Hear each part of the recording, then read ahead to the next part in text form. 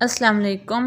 If you want to watch new videos on our channel, then subscribe our channel and don't forget to press the bell icon. Moreover, for appreciation, like our video and share it with your friends. You can also comment below giving your suggestions. Now let's start today's video. The return of the native Hardy as a pessimist. Hardy has been called a pessimist, and there is no reason why he should not be thus described. He is the painter of darker side of life. In fact, there are some factors that compel us to believe him a pessimist. He was hypersensitive, his own life was tragic and gloomy.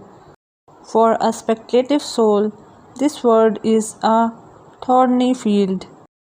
The gloomy effect of his age plays an important role in his writings. Doubts, despair, disbelief, frustration, industrial revolution, disintegration of old social and economic structure, Darwin's theory of evolution were the chief characteristics of that age.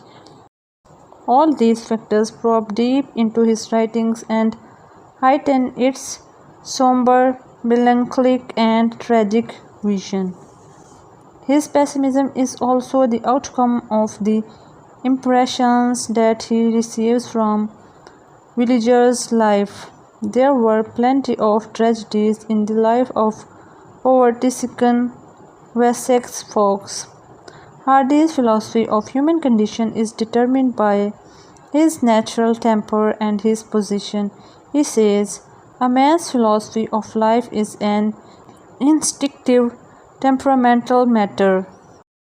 He practically excludes from his writings the sense of splendor and beauty of human life. He is of the opinion happiness is but an occasional episode in a general drama of pain. Hardy's conception of life is essentially tragic. He is one of those who believe that life is boom.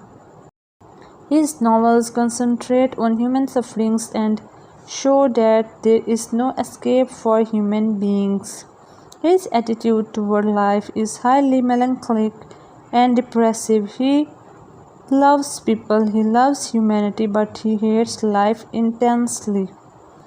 He perceives it in the hands of cruel, blind, and oppressive unknown will. As flies to wanton boys are we to gods, they kill us for their sport. Browning says, God is in his heaven, all is right with the world.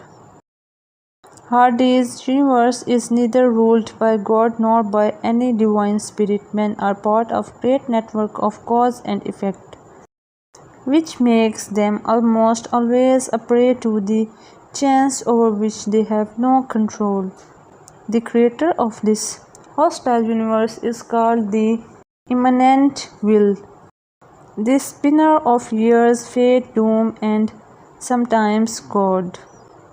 In real life, chance may lead to success or sometimes to failure, but in Hardy's case, chance always proves mishap. Hardy's tragic vision has a tinge of Greek tragedy in which character is helpless in the hands of fate. But in some novels, Hardy makes characters responsible too, as in The Mayor of Casterbridge.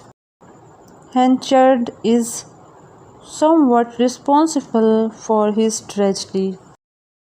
Hardy is not a thoroughgoing pessimist. His pessimism is not oppressive.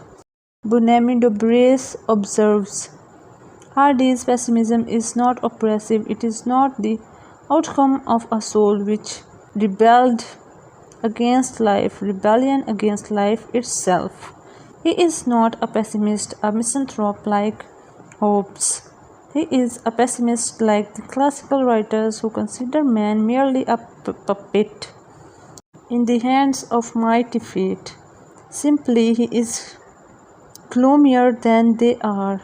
His pessimism is redeemed by two other ingredients in his work: his lofty view of human nature and his capability to make us laugh at comic side of things. He is not a cynic by any means, and his comic gift relieves the atmosphere of gloom and despondency in his novels. To call Hardy a thoroughgoing pessimist is to forget his conception of human nature, male and female. Hardy himself says, "My pessimism, if pessimism it be, does not involve the assumption that the world is going to the dogs. On the contrary, my practical philosophy is distinctly melioristic." Now it is crystal clear that Hardy is meliorist rather than a pessimist.